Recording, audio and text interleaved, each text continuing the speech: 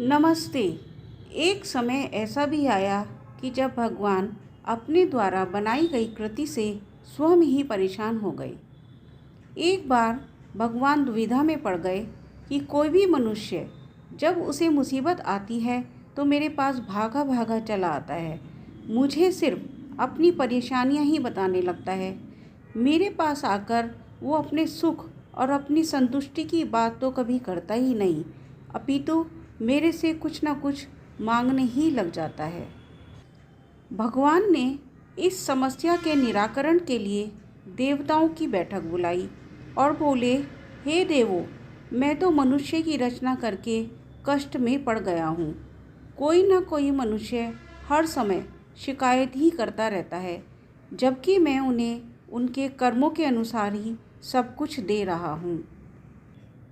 फिर भी जब उसे थोड़ा सा भी कष्ट होता है तो वो मेरे पास चला आता है, जिससे मुझे कहीं भी शांति नहीं मिलती और ना ही मैं ठीक प्रकार से अपनी साधना कर पाता हूँ।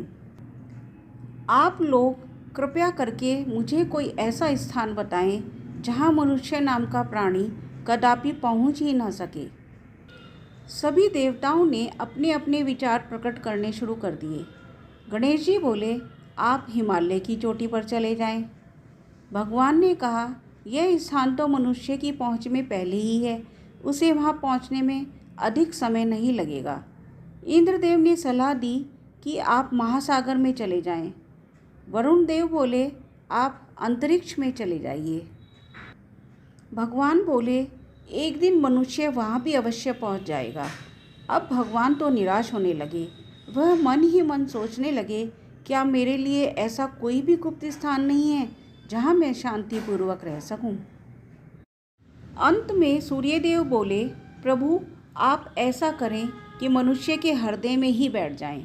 मनुष्य अनेक स्थान पर आपको ढूंढने में सदा उलझा ही रहेगा, क्योंकि मनुष्य बाहर की प्रकृति की तरफ ही देखता है, दूसरों की तरफ ही देखता है, स्वयं के हृदय के अंदर तो कभी झांक कर देखता ही नहीं। इसलिए वह यहाँ आपको कदापि तलाश नहीं करेगा। करोड़ों में कोई एक जो आपको अपने हृदय में तलाश करेगा, वह आपसे शिकायत करने के लायक ही नहीं रहेगा, क्योंकि उसकी भारी इच्छा शक्ति समाप्त हो चुकी होंगी। ईश्वर को सूर्यदेव की बात बड़ी पसंद आई। उन्होंने ऐसा ही किया और भगवान हमेशा के लिए मनुष्य के हृदय में विराजमान हो गए।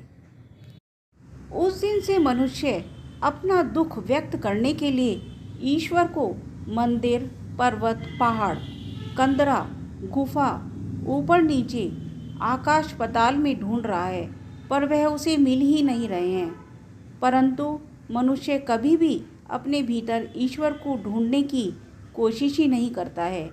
इसलिए मनुष्य हृदय रूपी मंदिर में बैठे उस ईश्वर को देख ही नहीं पाता और ईश्वर को पाने के चक्कर में दर दर घूमता रहता है, पर अपने हृदय के दरवाजे कभी खोलकर ही नहीं देख पाता। कस्तूरी कुंडल बसे मृग ढूंढत बन नाही, जो घट घट राम है दुनिया देखे नाही। जय श्री कृष्णा।